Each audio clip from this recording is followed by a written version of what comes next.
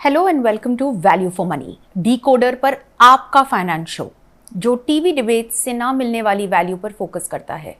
यहाँ मिलेगा डेटा और डायरेक्शन दोनों। इस साल इनकम टैक्स रिटर्न फाइल करने की लास्ट डेट 15 सितंबर को है। जैसे जैसे ये डेट पास आ रहा है, एक बड़ा सवाल है जो सबको परेशान कर रहा है, सही ITR फॉर्म कैसे चुनें। पिछले साल करीबन 58 लाख लोगों ने फर्स्ट टाइम ITR फाइल किया था और नए फाइलर्स के लिए भी गलत फॉर्म चुनना सबसे आम गलती है। Also for some old taxpayers जिनकी रिक्वायरमेंट्स चेंज हो जाती है। इसलिए आज हमने फॉर्म सिलेक्शन को डिकोड करने के लिए ये प्रोग्राम रखा है ताकि आप पेनल्टी और स्क्रूटनी से बच सकें। इस टॉपिक को काफ़ी आसानी से समझाने के लिए आज हमारे साथ है पल्लवी डिनोडिया, एक CA और लॉयर जिनके पास 20 इयर्स प्लस का एक्सपीरियंस है ग्लोबल और इंडियन बिजनेसेस के ऊपर, फैमिली एंटरप्राइजेस और नॉन प्रॉफिट्स को टैक्स और वैल्यूएशन के रीस्ट्रक्चरिंग जैसे कॉम्प्लेक्स एरियाज में गाइड करने का। वो ना केवल बोर्ड्स पे हैं but she is also a part of global networks और उनकी लीडरशिप भी काफ़ी इम्पैक्टफुल रही है because of the vast experience that she has. इस साल इनकम टैक्स डिपार्टमेंट ने ऑलरेडी 1,65,000 टैक्स रिटर्न्स को स्क्रूटनी के लिए मार्क कर दिया है। पल्लवी, आपके एक्सपीरियंस में अंडर रिपोर्टिंग, मिस रिपोर्टिंग के ऊपर पेनल्टी लगती है, एक लेट फी भी चार्ज होता है, but is there anything else that the tax payer should be worried about? तो गलत फॉर्म फाइल करना टैक्स पेयर की सबसे आम मिस्टेक होती है। आई थिंक कि टैक्स पेयर और बहुत सारे टैक्स फाइलिंग करने में जो लोग मदद करते हैं, नॉट नेसेसरीली खाली चार्टर्ड अकाउंटेंट्स, हमारे देश में बहुत लोग हैं जो फ्री एडवाइस लेके काम कराना चाहते हैं। तो बहुत लोगों को गलत टैक्स फॉर्म फाइल करना नॉर्मल सी चीज़ है। इसका इफ़ेक्ट क्या है कि आपने कुछ इन्फॉर्मेशन है जो आपके पास है, जो आपने गलत फॉर्म फाइल करके गवर्नमेंट तक नहीं पहुंचाई, खुद से नहीं पहुंचाई, और आप सोचते हैं कि गवर्नमेंट को शायद पता नहीं है या पता नहीं चलेगा। बट अब इस डेटा की एज में गवर्नमेंट एक एनुअल इन्फॉर्मेशन स्टेटमेंट होती है गवर्नमेंट के पास, और हर टैक्स पेयर अपने ऑनलाइन पोर्टल में लॉग इन करके उस स्टेटमेंट को भी डाउनलोड कर सकता है। अच्छा। उस स्टेटमेंट में लिखा होता है कि आपके पास पूरे साल में किस किस तरीके की इनकम्स आई हैं, और फिर उस इनकम के नेचर के बेस पे आपको अपना ITR फॉर्म फाइल करना चाहिए। तो अगर आपने गलत फॉर्म फाइल कर दिया तो ये हो सकता है कि आपने वो इन्फॉर्मेशन जो उनके पास है खुद से नहीं बताई, which tantamount to concealment of income, misreporting और underreporting of income. It could also in some cases trigger black money act, कि आपके पास ये धन था या इनकम थी, आपने गवर्नमेंट को नहीं बताया। सो पेनल्टीज, मॉनेटरी लिमिट्स एक चीज़ है, बट जो हैरेसमेंट आपको फेस करना पड़ेगा बाद में, जब ये स्क्रूटनी नोटिस आएंगे और गवर्नमेंट आपसे सवाल पूछेगी और आपको लगेगा कि मैं तो टैक्स दे रहा था फिर भी मुझे ये क्यों सवाल पूछे जा रहे हैं। आप टैक्स दे रहे थे बट आपने पूरा सच नहीं बताया। और अगर ऑटोमेटिक स्क्रूटनी ट्रिगर हो जाती है then what should the tax payer be doing? उसे अपने चार्टर्ड अकाउंटेंट को तुरंत कांटेक्ट करना चाहिए, बिकॉज ऑटोमेटिक स्क्रूटनी नोटिस का मतलब है, अगेन डिजिटल इंडिया में वी हैव वेरियस पैरामीटर्स जिसकी वजह से ये स्क्रूटनी ट्रिगर होती है। तो है ये automatic, but automatic based on a computer system, something called a computer aided scrutiny system, based on which something has been triggered. या तो आपने कोई मिसमैच करा है, आपने AIS में कोई इन्फॉर्मेशन थी जो आपने डिस्क्लोज नहीं करी या कम है, या आपने कोई गलत क्लेम करा है। आजकल आपने न्यूज़पेपर में पढ़ा है, इतने नोटिस आए हैं फॉर बोगस क्लेम्स। सो आपने कोई एग्जेम्पशंस ले ली हैं जो गवर्नमेंट इज़ नॉट श्योर कि आपकी बननी चाहिए आपके इनकम लेवल्स पे। सो ये सारे पैरामीटर्स ध्यान रखते हुए जो हमारा सॉफ्टवेयर है गवर्नमेंट का, वो ट्रिगर करता है एक मिसमैच या एक इंक्वायरी। उस इंक्वायरी के बेस पे ये स्क्रूटनी नोटिस ट्रिगर होता है। तो अगर आपने सही ITR भरा है और उसमें पूरा डिस्क्लोजर करा है, देन आपको खाली डिटेल सबमिट करनी होती है टैक्स डिपार्टमेंट को। पर अगर आपने गलत फॉर्म भर दिया है या कुछ इन्फॉर्मेशन नहीं दी है, तब आपको ये सारे penal consequences including penalties, concealment etcetera का सामना करना पड़ सकता है। थैंक्स पल्लवी। ITR किस किस के लिए फाइल करना ज़रूरी है ये समझना बहुत हमारे लिए आवश्यक है। अलग अलग एज कैटेगरीज और टैक्स रिजीम्स के अनुसार ITR फाइलिंग में आपको मिलने वाले एग्जेम्पशन लिमिट्स में भी चेंजेस आते हैं। ओल्ड टैक्स रिजीम के अंडर 60 ईयर्स से कम के इंडिविजुअल्स के लिए 2.5 लाख तक की एनुअल इनकम, 60 to 79 ईयर्स के सीनियर सिटीजन्स के लिए 3 लाख तक, और 80 ईयर्स से ज़्यादा के सुपर सीनियर सिटीजन्स के लिए अप टू 5 लाख तक की एनुअल इनकम पे एग्जेम्पशन है जी। जबकि न्यू टैक्स रेजिम में सभी एज कैटेगरीज के लिए 3 लाख तक की एग्जेम्पशन लिमिट सेट कर दी गई है। इनकम बताए गए लिमिट से ज़्यादा होने पे आपको ITR फाइल करनी होगी। बिजनेसेस के लिए कोई भी एग्जेम्पशंस नहीं है और उन्हें सभी इनकम लेवल्स पे ITR फाइल करनी होगी। This has been communicated very clearly जी। इसके अलावा भी इनकम एग्जेम्पशंस लिमिट के अंडर होने के बावजूद अगर आपके पास विदेशी एसेट्स है, विदेशी इनकम है या कहीं और कोई सोर्स है जहां आपने बैंक के पास जाके 1 करोड़ से ज़्यादा पैसा डिपॉजिट करवाया है, तभी भी आपको ITR फाइल करना होगा। इसके बाद भी कोई स्पेशल प्रोविजंस हैं जो पल्लवी आप बताइए, are there any other nuances that you can tell us for which ITR needs to be filed? So, Yashodhara, as a young Indian, I really believe that these exemption criterias and benefits, etc., we try to, हम इसकी आड़ में कुछ ना करने का reason ढूंढते हैं, राइट? सो येस, एग्जेम्पशन है, बेनिफिट्स हैं, सब कुछ है, बट अगर एक आम नागरिक अपनी ITR फाइल कर देता है, उसमें तकलीफ़ क्या है?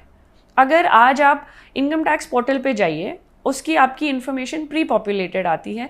ITR 1 तक तो आप फ्री में अपनी ITR खुद फाइल कर सकते हैं। We are a large country with a large young population.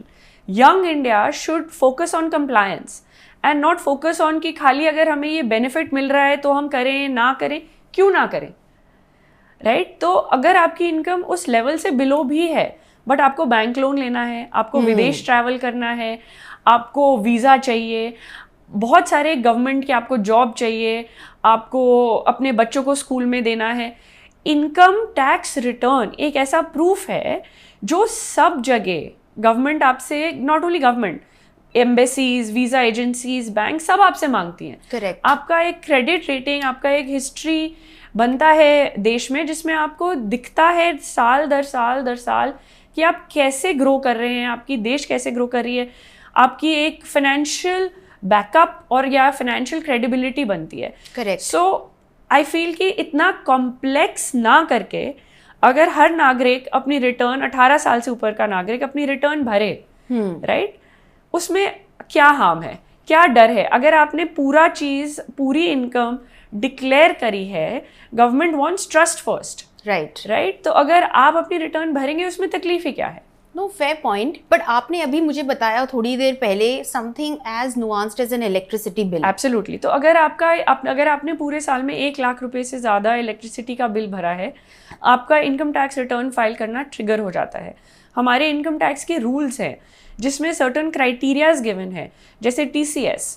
आपने अपने फादर या हस्बैंड या भाई या किसी रिलेटिव से आपको कोई गिफ्ट आया पैसे का, जो एक्चुअली आपके हाथ में टैक्सेबल नहीं है, आपको दिखाने की ज़रूरत नहीं है, वो इनकम नहीं है, पर आपने उसको यूज़ करके एक ओवरसीज आपका बच्चा पढ़ रहा है, आपने एक रेमिटेंस कर दिया, उस पर बैंक ने TCS काट लिया 25,000 रुपये से ज़्यादा। अब आपको उस TCS का रिफंड लेना है। अगर 25,000 रुपये से ज़्यादा का TCS है तो आपको रिटर्न फाइल करने की ज़रूरत है। अच्छा। अगर इलेक्ट्रिसिटी बिल 1 लाख रुपए से ज़्यादा है तो आपको रिटर्न फाइल करने की ज़रूरत है। Cutting straight to the chase Pallavi, अगर इनकम टैक्स पेयर को कोई डिसीजन ट्री आप दे सकें या कोई रूल ऑफ थंब बता सकें जो उन्हें अडॉप्ट करना चाहिए जिससे वो सही ITR फॉर्म चुन सकते हैं, व्हाट वुड दैट बी? तो फॉर्म 1 और फॉर्म 2 सैलरीड इंडिविजुअल्स के लिए है। अच्छा। तो अगर आप एक सैलरीड इंडिविजुअल हैं तो आपके पास कोई ना कोई इन्वेस्टमेंट भी होगी। आपको जब आप उस इन्वेस्टमेंट को बेचेंगे आपको कैपिटल गेन्स भी होगा। आपके पास अगर एक से ज़्यादा हाउस प्रॉपर्टी है तो आपके पास कोई रेंट भी होगा। तो अगर आपके पास मल्टीपल सोर्सेज ऑफ इनकम है तो the safe ITR to choose is ITR 2 for individuals, because ITR 1 में कुछ स्केड्यूल्स हैं जो मिसिंग है, जैसे फॉरेन एसेट शेड्यूल मिसिंग है। लॉन्ग टर्म कैपिटल गेन वालों को जो 1.25 लाख से कम है खाली वो ITR 1 भर सकते हैं। हमारे पास इतनी लिटरेसी नहीं है to know what is long term capital gain and what is short term capital gain. कौन से में 12 महीने में लॉन्ग टर्म माना जाता है, कहाँ 24 महीने में लॉन्ग टर्म माना जाता है, किस एसेट क्लास में क्या लॉन्ग टर्म है, क्या शॉर्ट टर्म है. That level of financial literacy today doesn't exist. Or if it's there, it's still confusing. So therefore, ITR 1 is only for very specific cases. Long-term capital gain less than 1.25 lakhs, rental income from only one house property, less income of less than 50 lakhs and salaried income. So ITR 1 is the simplest ITR form. However, अगर आपके पास कुछ भी और है, short term capital gain है, आपने उसी साल में कोई सिक्योर म्यूचुअल फंड खरीदा और आपको पैसे की जरूरत पड़ी और आपने उसी साल में वो म्यूचुअल फंड बेच दिया, तो आपको शॉर्ट टर्म कैपिटल गेन हो गया. Correct. Right. Monetarily it may be less than 1.25 lakh, but आपको ITR 1 नहीं लगेगा, बिकॉज ITR 1 खाली लॉन्ग टर्म कैपिटल गेन के लिए है. Okay. So ITR 2 is the safe ITR for individuals who do not have business income. And ITR 3, in my view, is the safe ITR for people who may have all these types of incomes plus business income. And lot of people feel कि ये मेरा business नहीं है, ये मेरी business income नहीं है. And maybe we can talk about it later कि किस type की incomes business होती हैं या नहीं होती हैं. That's right. Threshold salary income को लेके बहुत कंफ्यूजन रहता है पल्लवी. सपोज किसी की सैलरी अज्यूमिंग 48 lakhs है, पर उसको FD से इंटरेस्ट भी मिलता है, एंड इसको मिला के the total income becomes 50 lakhs. ऐसे केस में आपकी क्या गाइडेंस होगी? What is the right form to fill? Government या चार्टर्ड अकाउंटेंट या आपको खुद अलग अलग बकेट्स की इनकम के बेस पे डिसीजन नहीं लेना चाहिए. अच्छा. आपकी पूरी इनकम चाहे किसी भी नेचर की हो, अगर वो 50 लाख क्रॉस कर जाती है, हाँ. Salary, rent, FD, interest and कुछ भी नेचर हो, अच्छा, 50 लाख अगर क्रॉस कर जाती है तो ITR 1 इज नॉट एप्लीकेबल. अच्छा. आप ITR 2 में हैं. There is another interesting use case Pallavi, जहाँ पर सपोजिंग आपने एक घर को ऑक्यूपाई किया है, आपके पास दूसरा घर है जहाँ से रेंटल इनकम भी आता है, तो ऐसे केस में इसे एक प्रॉपर्टी कंसिडर करना चाहिए या दो? What is the rule book से? सो ITR आपसे पूछता है कि आपको रेंटल इनकम 1 और मोर से ज़्यादा प्रॉपर्टी से हो रही है कि नहीं. तो इनकम टैक्स में एक सेल्फ ऑक्यूपाइड का कॉन्सेप्ट है. अच्छा. तो अगर आप एक घर में रह रहे हैं, दैट सेल्फ ऑक्यूपाइड, और जो आपने रेंट पे दिया है that is the second house property, but for rental it is the first house property. Oh my god. So therefore अगर आपको खाली एक घर से रेंट आता है, then you are in ITR 1 subject to incomes being below 50 lakhs and no long term capital gain beyond 1.25 lakhs. But अगर आपको एक से ज़्यादा घर से रेंटल आता है तो आप ITR 2 में हैं. प्रिजम्पटिव टैक्स क्या होता है एंड ये किन इंडिविजुअल्स के लिए वैलिड है? So presumptive tax, like the word denotes presumptive. So government कहती है कि अगर आप एक बिजनेस कर रहे हैं तो उस बिजनेस के लिए आपको बुक्स ऑफ अकाउंट्स लिखना ज़रूरी है. आप हमें बताया जो पुराने ज़माने में बही खाता, यू नो, हर बजट में वी डिस्कस दैट रेड बही खाता which is now transformed into you know a laptop और a tablet. But what is बही खाता? बही खाता इज़ बुक्स ऑफ अकाउंट्स. आपने कहाँ से कितनी आमदनी कमाई, आपने क्या खर्चे किए उस आमदनी को कमाने के लिए, that is books of accounts. तो हर बिजनेस को एक बुक्स ऑफ अकाउंट्स लिखना ज़रूरी है.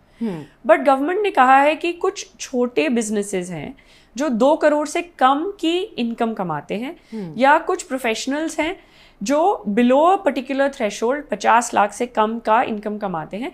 उनके केस में we allow presumptive taxation where they are not required to maintain books of accounts.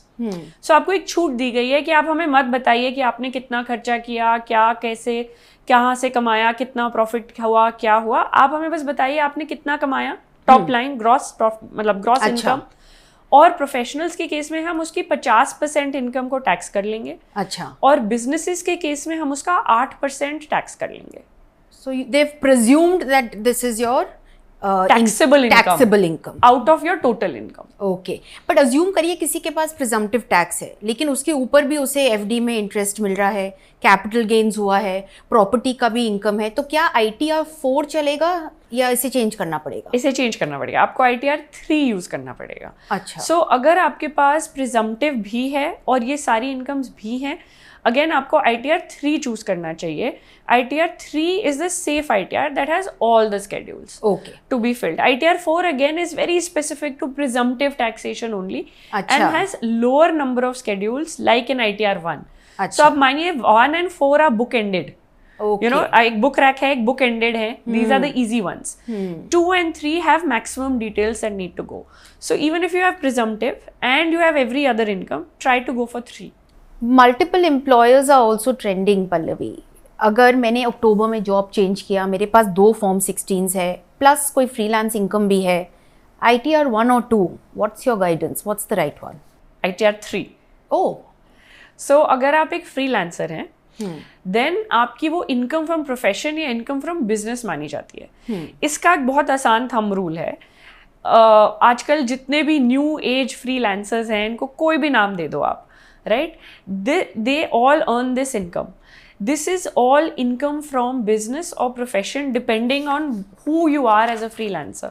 If I'm a chartered accountant freelancer, then this is income from profession, right? But if you are a non-professional freelancer, let's say you're a content creator, then this is again income from business. So for all such kinds of income, which is income from business or profession, in addition to income from salary, you have to go to ITR 3. Anything that requires you to do active participation to earn income is business. तो जो professions होते हैं, जैसे doctors हो गए, जैसे आपने अभी बताया फ्रीलांस CAs हैं, तो उनके लिए you are suggesting it is ITR 3 and not 4. Correct. Okay. Not 2 and not 1 but 3. Okay. 4 में बहुत कम लोग जाते हैं, बहुत कम लोग प्रिजम्पटिव टैक्सेशन चूज करते हैं और बहुत कम लोग ITR 4 में जाते हैं. अच्छा. मैक्सिमम लोग ITR 1, 2 में ही जाते हैं. हाँ. उसको सिंपल रखना चाहते हैं, बट 3 भी सिंपल है. That's a great point, and in fact that's a great segue to our next question, Pallavi, क्योंकि गिग वर्कर्स जैसे डिलीवरी एजेंट्स, वो कौन सा ITR फाइल करें, क्योंकि उनकी भी मल्टीपल इनकम सोर्सेज होती हैं, यूट्यूबर्स हैं. Can you throw some light on that? So पहली बात तो ये समझते हैं कि जो गिग वर्कर्स होते हैं 2 पार्ट्स में करते हैं. जो गिग वर्कर्स होते हैं वो इनकम कैसे कमाते हैं, जो डिलीवरी एजेंट्स हैं एक्सेट्रा वो कमीशन इनकम कमाते हैं. अच्छा. राइट, वो सैलरी रोल्स पे नहीं होते. तो आज जो भी ये एजेंट्स हैं, इनको पर डिलीवरी या पर राइड या पर जो भी फाइनल आउटकम है उसके बेस पे कमीशन इनकम मिलता है. इनको सैलरीड इनकम्स नहीं मिलती. अच्छा. राइट. सेम वे जो यूट्यूबर्स हैं, इनको number of clicks, number of views etcetera के बेस पे इनकम मिलती है. Right, these many million views etcetera. So again this is not salary and this is not passive income. Passive income होती है जो इनकम फ्रॉम अदर सोर्सेज होता है, जैसे FD का इंटरेस्ट, जिसमें आपने अपना पैसा एक बैंक में डाला और आप कुछ नहीं किया आपने, और बैंक ने आपके पैसे ने आपको पैसा कमा के दिया. जबकि यूट्यूबर्स और गिग वर्कर्स जो पैसा कमाते हैं उसके लिए उनको एक्टिवली कुछ काम करना पड़ता है. तो जो लोग अपना पैसा कमाने के लिए एक्टिवली कुछ कर रहे हैं, दैट इज बिजनेस इनकम और income from profession, in which case ITR 1 and 2 don't apply at all. Okay. You have to go to ITR 3, and if you have only that income, then you can go to presumptive taxation and go to ITR 4. But if you have multiple sources of income plus this income, the ITR to choose is ITR 3. Okay. Pallavi, unique cases भी होता है. आपसे मेरी बात हो रही थी, small boutique है किसी के पास, पार्लर चला रहा है घर से ट्यूशन भी दे रहा है. क्या इनके लिए भी ITR फॉर्म भरना ज़रूरी है? एब्सोल्युटली. ITR फॉर्म हर उस इंसान के लिए भरना ज़रूरी है जिसको फाइनेंशियल इन्वायरमेंट या फाइनेंशियल जो हमारी गवर्नमेंट की इंडस्ट्री, फाइनेंशियल इंडस्ट्री है, हाँ. उससे कुछ लाभ चाहिए. अगर आपको बैंक से लोन चाहिए, आपको ITR सबमिट करना है एज ए नेसेसरी प्रूफ. तो चाहे आप पार्लर चला रहे हैं, चाहे आप बुटीक चला रहे हैं, आजकल फॉरेन ट्रैवल इतना आसान हो गया है. राइट, ऑनलाइन आप जाके देखिए, कहते हैं गोवा जाने से आसान है थाईलैंड जाना. राइट, सो फॉरेन ट्रैवल है, वीज़ा चाहिए आपको इनकम टैक्स रिटर्न देना है. सो चाहे आप कोई भी व्यवसाय कर रहे हैं, आपको ITR ज़रूर भरना चाहिए. और अगर आप पार्लर चला रहे हैं, ट्यूशन कर रहे हैं, अगेन अगर आपने एक्टिवली कुछ काम किया है पैसा कमाने के लिए, ITR 3, this is income from business और profession. It is not salary, it is not income from other source. Okay. मैं ये क्वेश्चन आपसे पूछना चाहती हूँ क्योंकि हाल ही में ये सवाल उठा था सिबिल स्कोर के बारे में. जी. तो अपना सिबिल स्कोर भी ITR से डिपेंडेंट है क्या? एब्सोल्युटली. अच्छा. और होना ही चाहिए. CIBIL score is what? It is your credit rating हाँ. That the bank gives you, कि आपने जब लोन लिया आपने क्या उसको वापस किया, क्या ऑन टाइम पेमेंट की, क्या आपने प्री पेमेंट करी, etcetera. So CIBIL score is linked to your individual credit rating. और अगर आप उसमें अपनी ITR जोड़ दें देन आपकी क्रेडिट वर्दिनेस और आपकी क्रेडिट रेटिंग दोनों हैंड इन हैंड जाएगी. So definitely to improve your CIBIL score and to support your CIBIL score, आपको ITR जरूर बढ़ना चाहिए. That makes sense also, and I think a lot of these kind of myths के लिए हमारा last segment है जो है myth buster segment. Myth 1, एक बार ITR फाइल करने के बाद आप उसमें कुछ भी changes नहीं कर सकते. Wrong. एक दफ़ा आपने ITR फाइल करी है on time, आपके पास 31 दिसंबर तक का टाइम है to do any revisions in that ITR. उसके बाद भी अगर आपको पता चला कि आपसे कुछ छूट गया या कुछ आपने गलत लिख दिया उसमें, उसके बाद भी आपके पास एक अपडेटेड रिटर्न फाइल करने का टाइम है 4 साल तक. मिथ 2, ITR पोर्टल अपने आप आपके डिटेल्स के हिसाब से आपको करेक्ट फॉर्म सजेस्ट करेगा. वो भी रॉन्ग. ITR पोर्टल आपकी इनकम पॉपुलेट करेगा. जब आप उसमें अपनी बेसिक इन्फॉर्मेशन फीड करेंगे एक ड्रॉप डाउन आएगा. उस ड्रॉप डाउन में वो आपसे बोलेगा चूज करिए आपका कौन सा ITR फॉर्म है. अभी तक गवर्नमेंट आपको pre filled particular ITR form नहीं देता है. वो आपको ऑप्शन देता है to choose your own ITR. Next myth, higher ITR form number means higher tax. फिर गलत. हायर टैक्स ITR के फॉर्म से कनेक्टेड बिल्कुल भी नहीं है. हायर ITR नंबर और हायर टैक्स का आपस में कोई कनेक्शन नहीं है. नेक्स्ट, रॉन्ग ITR फाइल करने पे आपके रिफंड्स के लिए एलिजिबल नहीं रहते हैं. सो रॉन्ग ITR फाइल करने के बाद आप इसलिए शायद एलिजिबल ना रहें क्योंकि आपने गलत फॉर्म फाइल करके जिस चीज़ की वजह से वो रिफंड बना है हो सकता है वो हो ही ना. अच्छा. तो again refund is a function of income. अच्छा. तो अगर आपने इनकम ही गलत भरी है बिकॉज आपने फॉर्म गलत चूज़ करा है तो आपको इतनी पेनल्टीज और वो सब लग जाएगा कि आपका रिफंड डिमांड में तब्दील हो जाएगा. मिथ 5, सिर्फ इनकम अर्नर्स को ही ITR फॉर्म फाइल करना चाहिए. So the way the regime is today, answer is yes. अगर आपकी income below threshold, taxable threshold है जो आपने शुरू में कहा 2.5 लाख 3 लाख, बिल्कुल, सीनियर सिटीजन्स एट्सेट्रा, तो आपको ज़रूरत नहीं है. Subject to the rules where it's mandatory, आपको ज़रूरत नहीं है. But again, as a citizen of this country and a young Indian, I believe personally that every Indian should file a tax return. And this last myth I have to really ask you, and I would love to know what you have to say. You need a CA to file your ITR. Do you agree? I think आपको ITR file करने के लिए CA की ज़रूरत नहीं है, पर आपको कुछ ना कुछ तो लिटरेसी और टैक्स लिटरेसी की ज़रूरत ज़रूर है. अच्छा. Because I think miss information market में बहुत है. AI अब बहुत प्रचलित है तो बहुत लोग अपने CS को AI दिखा देते हैं कि देखिए AI ने कहा है और आप कह रहे हैं कि टैक्स भरिए. So I think there is a lot of myth. So आपको CA की ज़रूरत है to get the facts right. Not to say हर CA के पास सारे फैक्ट्स होते हैं. अच्छा. मेरे पास भी शायद सारे फैक्ट्स नहीं होते, but it's always advisable. You know, it's like आप डॉक्टर के पास जाएंगे अगर आप बीमार हैं, करेक्ट, या आप घर पे खुद मेडिसिन खाएंगे. दोनों ही इफेक्टिव हैं, बट डिपेंड करता है आपकी बीमारी कितनी सिवियर है. Thanks Pallavi. So that's all for the day. I hope आज का एपिसोड आपके लिए वैल्यू फॉर टाइम ज़रूर रहा हो और अब आप आसानी से अपने रिटर्न्स को फाइल कर पाएंगे.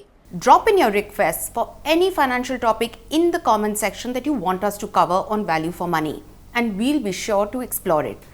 मिलते हैं आपसे जल्द ही एक नए टॉपिक के साथ और एक नए गेस्ट के साथ एंड कुछ न्यू इनसाइट्स लेकर. तब तक के लिए stay aware and keep watching decoder.